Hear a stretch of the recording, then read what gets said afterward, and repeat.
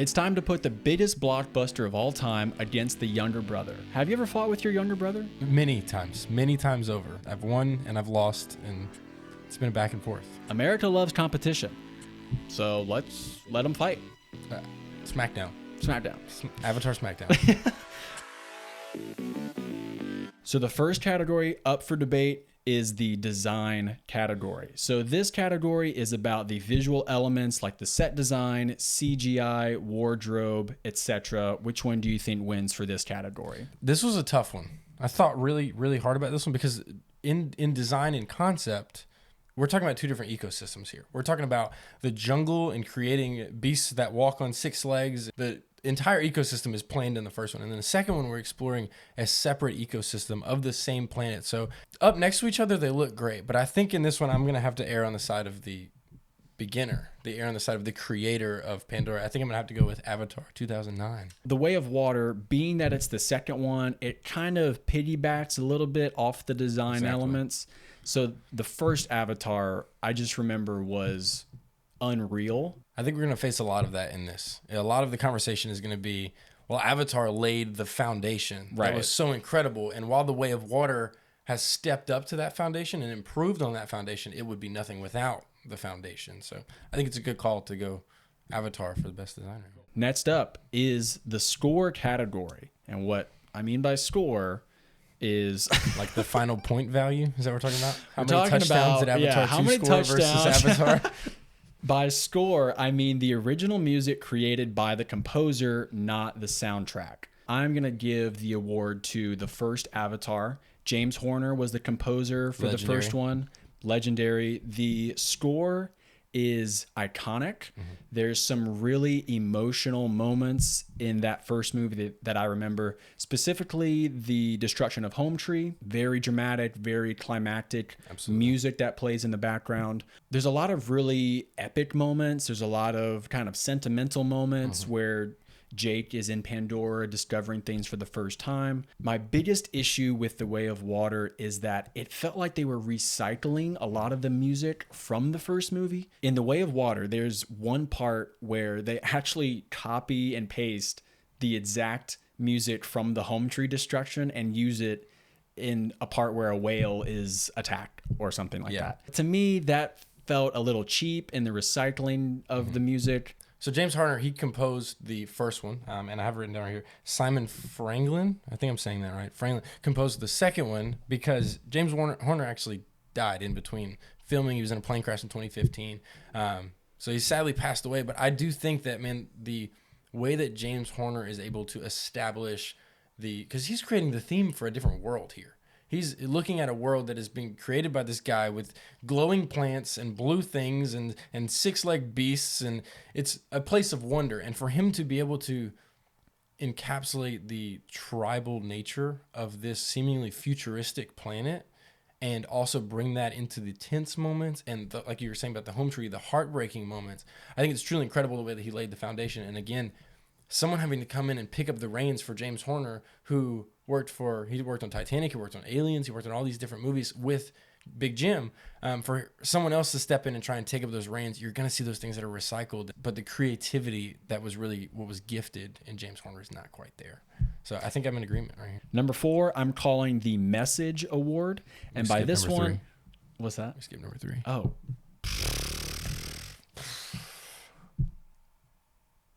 Time out. For number 3, I have the acting category. What do you have for this one? This one, again, was tough. This is a different kind of movie. It's when you judge acting in a drama, it's very different from an acting in an Avatar movie. These are motion capture. This is CGI. Zoe Saldana is not painted blue the whole movie. She's acting with cameras in front of her face. For this one, though, I'm going to lean towards Avatar: The Way of Water. And the reason I'm going to lean towards Avatar: The Way of Water is because, yes, Avatar laid the foundation and created something new with the CGI, with the face capture. It's an intense. It's kind of silly. Have you seen the videos of them on set? It's just goofy. They've got these giant sticks that they're like flailing around, and like you're petting some guy's head next to you because he's like pretending to be the banshee. Like, it's a silly environment to film a movie in, and I think that doing the same thing underwater is just another level of acting. I think that Kate Winslet breaking the record for the longest scene filmed underwater while acting, that's a feat in itself, and I think it's a bit higher. But taking that step to truly be filming these scenes underwater, I think really improves the acting. As far as physical acting, I'm a little conflicted on this one because the first Avatar, there are a couple of people who really carry the performance category for me. And then with The Way of Water, there's a couple people that really kind of bring it down. The fact that I am conflicted, I think I'm going to go with the first Avatar. Just hearing Zoe Saldana just wailing over her father dying, like that kind of gives you chills. From him and heading into the jungle to save her people. That'll give you chills. Yeah. Oh, that's an intense one. So yeah, cool. Agree to disagree and disagree and agree. Perfect. All right. So number 4, we have the message category. And this one is all about what is the point of the movie? The first Avatar has a lot to say about environmentalism. It has a lot to say about the way that we as a society, we as humans kind of relate to our planet. And in a lot of ways, we kind of suck at doing that. We do. Yeah. The Way of Water has a lot to do with, obviously, the Earth's oceans, how we are taking responsibility of the animals that live in the oceans. So James Cameron is obviously trying to do a lot message-wise with both of these movies. It's a packed movie. It's stuffed. A lot of symbolism, a lot of kind of hidden messaging about reality in these movies, which is totally cool. I think it's great that we can talk about the real world even in a movie that's not in a real place. Not having a planet is bad. Yeah. You know, everyone can agree that going into someone else's home and destroying the thing that they love the most is bad. Yeah. I think I like the message of the first one more than the second one. The first one really is about Jake overcoming his, I guess, flaws as a human, his physical, holding up family legacy, right? Was a big part of it. His physical incapabilities, and also the fact that humans have come on Pandora and they're starting to destroy things. Yeah, he learns the ways of the people who were there first and learns to defend it. That message juxtaposed with the second one, which is a little bit more family focused. I agree. It's definitely more. The motto is family is the fortress. Yep. So you have these two different messages. The first Avatar being a little bit bigger scale, bigger scope message. The second one being a little bit more focused and smaller scale. I personally like stories that have big scope and big scale to them. Yeah. So that's why I'm going with the first one. This is fun because I am the polar opposite. That's great. Just on the complete opposite spectrum. I love it when movies pull it back. I'm like opposite of you. Like, I like the big picture and I love world building, but I love it when you can break it down. And no matter if you're a blue person or if you're a human, you can look at that and say, man, the loss of losing a child must be devastating. For me, I think The Way of Water hit a little bit harder on the message because drawing back from the large scale global and letting that have a backseat and instead focusing on our main characters, which James Cameron's not very good at. The Terminator is not the most multi-leveled character to ever exist. But for him being able to zone in on this family, how this family operates, this family unit, and what it means to experience loss and grief and what it means to be moved from your home. I found that much more impactful. Number 5 is the narrative category. This one is about telling a complete story, and the characters have development. They have an arc. First off, I think we should note when it comes to the narrative of Avatar, the first Avatar, 2009, was nominated for Best Picture, Best Visual Effects, Cinematography, Production Design, Original Score, Director, Sound, Film Editing, and Sound Editing. That's a lot. It was not nominated for Best Original Screenplay. Ooh. Because that's not Avatar's strength. Yeah. The strength of Avatar relies in the technical and not the narrative. Avatar: The Way of Water asked me to jump too many hurdles to get to the story.